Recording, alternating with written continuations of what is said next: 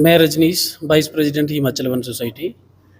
हमारे यहाँ पे जो डिस्प्यूट चल रहा है बेसिकली वो चल रहा है बीबीएनडी और सेक्रेटेरिएट के बीच में।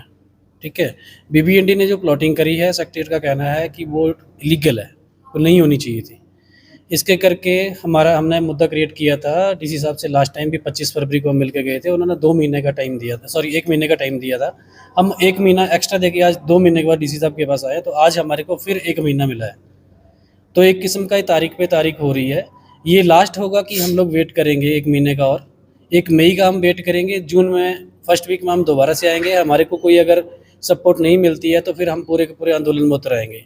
ये क्लियर सी बात है, सीधी सी बात है, बिकॉज इनका ही डिपार्टमेंट है जिन्होंने हमारी रजिस्ट्रियाँ करी हैं, जिन्होंने हमारे इंतकाल करे हैं। तो इसमें हमारा कोई रोल नहीं है। हमारे को डे 1 से गुमराह किया गया है। अभी इनके बीच में जो आपस में फ़ाइट चल रही है सेक्रेटेरिएट और बीबीएनडीए की, वो इनकी आपस की कहानी है, आपस में निपटे हैं। हमारी इंडिविजुअल प्रॉपर्टी के ऊपर स्टे करने का हक इनको नहीं है। हम उसके मालिक हैं। इन्होंने रजिस्ट्रियाँ करी हैं, इनके डिपार्टमेंट ने रजिस्ट्री करी, इनके डिपार्टमेंट ने इंतकाल करी हैं। अगर किसी ने गलत किया है तो उन लोगों को जॉब से निकालो, वो इनके ऊपर डिपेंड है। ठीक है, वो इनको आपस में कैसे निपटना है वो खुद देखें। लेकिन हमारा क्या है, हम लोग 1 महीने का वेट अभी और कर रहे हैं कि आगे आने वाले टाइम में क्या होता है। ठीक है, अगर डिसीज़न सही आ गया हम ये उम्मीद करेंगे कि डिसीज़न सही आ जाए, हमारे को आगे कोई कुछ और नहीं जाना पड़े। अगर नहीं आया तो डेफिनेटली हम फिर आंदोलन पे उतर आएंगे। President H1 society Baddi. तो सर हमारे यहाँ पे ना एक रेड लाइन मार्क हो रखी है हमारी प्रॉपर्टी पे। तो हम 2 महीने पहले डीसी साहब के पास आए थे, तो डीसी साहब ने कहा था कि आपको 1 महीने बाद आके कंफर्म करना, हम सरकार के एंड पे बात करेंगे और आपकी समस्या का निवारण किया जाएगा। तो हम आज डीसी साहब से मिले हैं, तो डीसी साहब ने फिर 1 महीने का टाइम मांगा है कि 1 महीने का टाइम दीजिए और हम आगे बात करेंगे।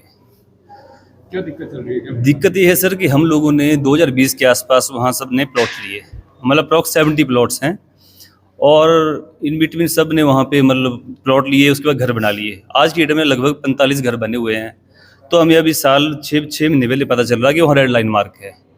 तो ये बिल्डर का और ये सरकार के साथ कोई डिस्प्यूट चल रहा है, जो भी इन्होंने किया। तो सर हम सब की तो रजिस्ट्री हुई है, प्रॉपर इंतकाल हुए, प्रॉपर सब ने बैंक से लोन लिए हैं, नक्शे पास है, बीबीएनडी अप्रूव्ड सोसाइटी है, रेरा अप्रूव्ड है। तो ये आम आदमी से ज़्यादा क्या देखिएगा, यही देखिएगा कि क्या है क्या। तो हम अब डीसी साहब के पास भी 3 चक्कर लगा लिए, हम सीएम साहब से मिलाए हैं, रेवेन्यू सेक्रेटरी साहब से मिल लिए हैं, तो लेकिन हमें हमारी समस्या को भी हल मिल नहीं रहा है। तो आज की डेट में फिर वही बोला है कि भैया 1 महीने का टाइम आप और दो, आंदोलन करेंगे इसके लिए। हमने अपनी पूरी ज़िंदगी की जमा पूंजी यहाँ लगा दी है। कोई बड़ा बड़ा साहूकार यहाँ कोई नहीं, सब फैक्ट्री में काम करने वाले लोग हैं।